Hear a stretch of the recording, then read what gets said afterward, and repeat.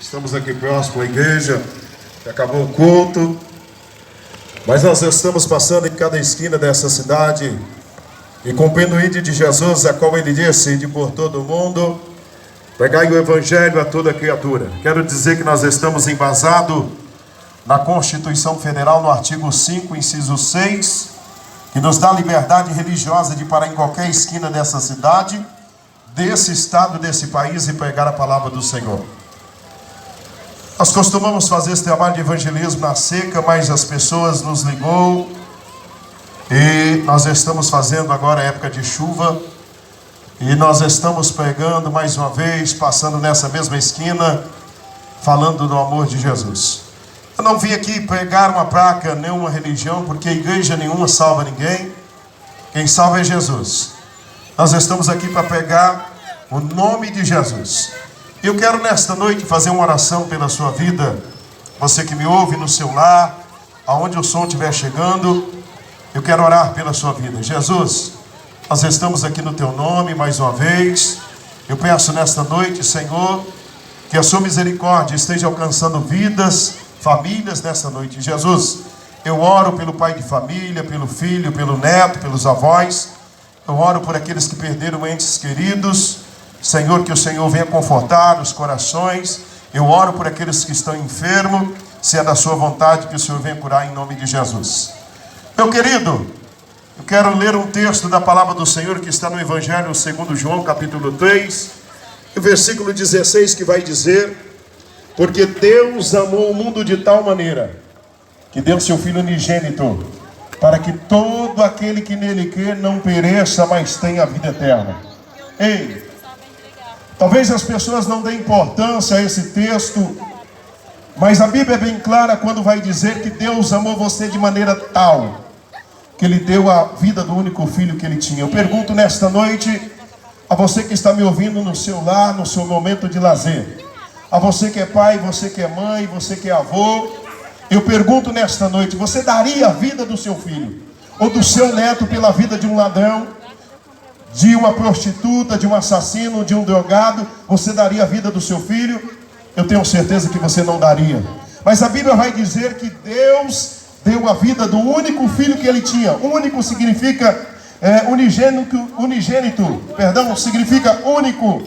Deus deu a vida do filho dele para morrer na cruz do Calvário em prol da sua vida. O texto é bem claro.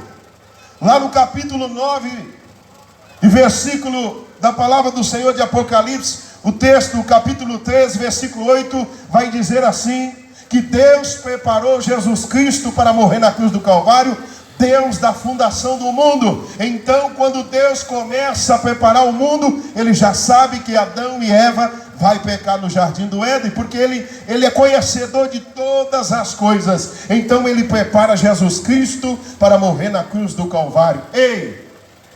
Talvez as pessoas não deem importância ao nome de Jesus, não deem importância ao Deus que eu estou falando nesta noite. Ei, eu tenho desafiado nesta cidade, em cada canto que pregamos, essa pergunta, e eu dou R$1.000 para quem vir aqui e trazer um pouco de areia na sua mão e contar quantos grãos de areia tem. Por que eu estou falando assim? É porque a minha Bíblia vai dizer, a palavra de Deus vai dizer lá no Salmo 147, que Deus fez as estrelas do céu como a areia do mar, e Ele sabe o nome de cada uma delas, e Ele chama cada uma delas pelo nome. Melhor ainda entendendo, talvez você ache que está passando despercebido nessa vida, que não tem um Deus que sabe quem é você. A Bíblia vai dizer lá em Lucas capítulo 12, versículo 7, ei, que todos os fios de cabelo das vossas cabeças estão contados, para você entender melhor que você não está passando despercebido nessa vida. Lá em Apocalipse capítulo 20, versículo 12, vai dizer que Deus, Ele vai abrir os livros da nossa vida. Abrirá-se o livro, abrirá-se outro livro, que é o livro das vidas. Ei, no momento em que você nasceu, você é o maior escritor da sua vida. Você está escrevendo o livro, a sua história. E a Bíblia diz que todos vão comparecer. De mamana caducando, vai comparecer na presença de Deus e vai ser aberto o livro da sua vida. Ei, Aquilo que você não lembra mais, que você não se lembra mais, está lá anotado no livro da sua vida. E quando você comparecer, porque você não pode correr da presença de Deus, você pode até correr dessa pregação, você pode tampar os seus ouvidos, mas eu quero dizer que diante de Deus, todo joelho vai dobrar, e Deus vai abrir o livro da sua vida, vai chamar você, Joaquim, Sebastião, Sebastiana, vem, e você vai prostrar, ajoelhado diante dele, e ele vai abrir o livro da sua vida, e ele vai julgar você, segundo aquilo que você plantou. Gálatas nos dá um conselho dizendo: Deus não deixa escarnecer. Tudo que o homem plantar vai colher. Ei, meu querido, você pode plantar o que você quiser na sua vida. Se você quiser sair matando, você pode. Sair roubando, pode. Traficando, pode. Prostituindo, pode. Mas você vai prestar conta. Você pode plantar qualquer coisa, mas você é obrigado a colher o que você plantou.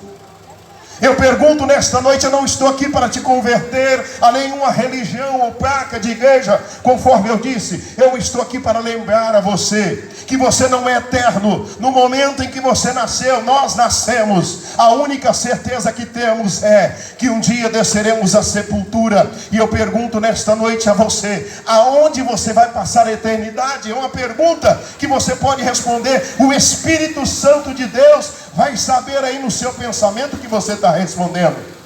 Ei, preste atenção. Se a Bíblia diz que tem dois caminhos, um que vai para o inferno e outro que vai para o céu, qual o caminho, eu pergunto nesta noite, que você está indo? Qual é a escolha que você tem feito? Peraí, você é daquele que não está nem aí, que, não, inferno eu já estou lá mesmo, eu não estou nem aí com o inferno. É porque você não sabe o que é inferno. Ei, a Bíblia diz, e eu quero nesta noite falar um texto bem conhecido, acompanhe comigo na Bíblia, lá no capítulo 16 e o versículo 19 de Lucas. A Bíblia fala sobre dois homens, um chamado Lázaro e o outro chamado Rico. Para você entender melhor, a Bíblia diz que esse camarada rico, quando fala assim sobre riqueza, não é que a gente é contra você ter riqueza, jamais. Se Deus te abençoou, amém por isso, mas não é necessário na nossa vida. Paulo diz: olha, vocês tendo o que comer, o que beber, o que vestir, estejam satisfeitos, porque dessa vida não leva nada. Ei, então a Bíblia diz que esse homem rico, ele comia do melhor, se vestia do melhor, mas na sua porta havia um camarada chamado Lázaro. Sabe o que esse Lázaro era? Mendigo. A Bíblia vai dizer que ele era tão lascado, tão ferrado, que ele olhava o que caía da mesa do homem rico e ele desejava comer as migalhas que caía da mesa. E a Bíblia vai dizer que os cães lambiam a chaga dele, era todo lascado, cheio de ferida.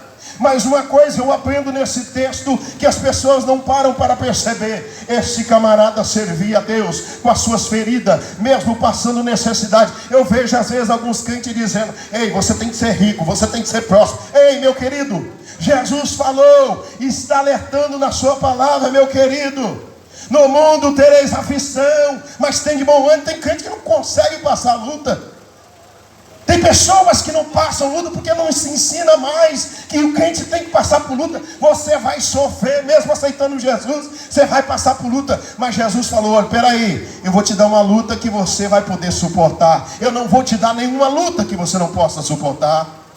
Ei, a Bíblia diz que o que acontece na vida dessas duas pessoas, o Lázaro, o mendigo, e o rico, a Bíblia vai dizer que de repente os dois morreram.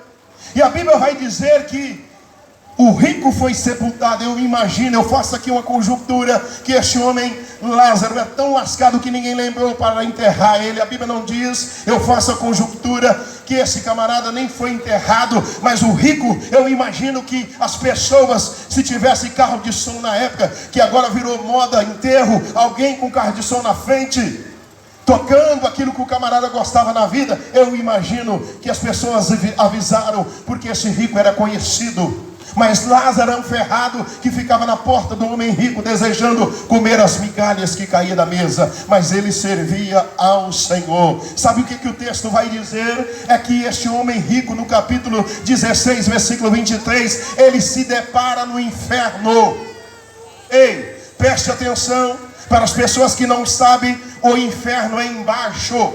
Por isso o texto vai dizer que os anjos estavam esperando Lázaro para levar para cima. Aonde está isso, o pregador? Em Provérbios capítulo 15, versículo 24, vai dizer assim: para o entendido, o caminho da vida leva para cima, para que se desvie do inferno que é embaixo. Então aqueles que vão para o inferno, eles descem, e aqueles que vão, se você descer a sepultura, se o anjo do Senhor não estiver lá para te levar, eu quero dizer que você está enroscado. Ei, o texto é bem claro. Quando este homem rico, ele se depara no inferno, sabe qual é a preocupação dele? Não é com o sofrimento dele. Ele começa a indagar, ele começa a dizer: ei, pai Abraão, ele enxerga lá o Lázaro lascado, gozando da eternidade no seio de Abraão. A Bíblia vai dizer que esse Lázaro, ele está lá gozando na felicidade. E aí ele vira o rico e diz para pai Abraão: eu estou aqui em tormento, e eu lembrei que eu tenho 5 irmãos e deixei lá. Ei, presta atenção, tem pessoas que acham que morreu, tudo acabou. Ei, quando as pessoas descem à sepultura, que começa a vida, ou com Cristo ou sem Cristo. Ei, inferno se chama ausência de Deus, aonde as pessoas desejarão ter oportunidade, mais uma oportunidade para que Deus dê ela oportunidade de voltar. Ei, sabe o que esse homem rico, ele lembra que tem os 5 irmãos, e ele deseja, ele diz: pai Abraão, peça que Lázaro retorne e avise meus irmãos. Eu imagino que os irmãos dele levavam a vida de qualquer maneira, não queria saber de Jesus. Ei, tem pessoas que acham, ei, que Deus é só obrigado a dar bênção para ela, quer saúde, vai lá, Deus me dá saúde. Reclama ainda que Deus, quando Deus não dá saúde para elas, elas vê a vida de qualquer maneira. Ei, o camarada precisa, nem acredita em Deus, mas quer ver. Ei, você quer ver a pessoa crer em Deus, pedir para alguém orar? Você vê esses artistas de televisão que só fica falando mal do evangelho, da palavra de Deus, mas quando adoece, pede oração daqui, oração de lá. Ei, meu querido, a Bíblia vai dizer que este camarada lembra dos 5 irmãos. Ele começa a lembrar dos 5 irmãos. Ele diz: pai Abraão, peça que Lázaro volte, ou que o Senhor mande algum morto retornar para dizer para que ele não venha para cá, que eu estou em tormento, em chama. Meu querido, as pessoas não têm medo do inferno. Sabe por que o inferno foi criado? O inferno foi criado para o diabo e os seus anjos.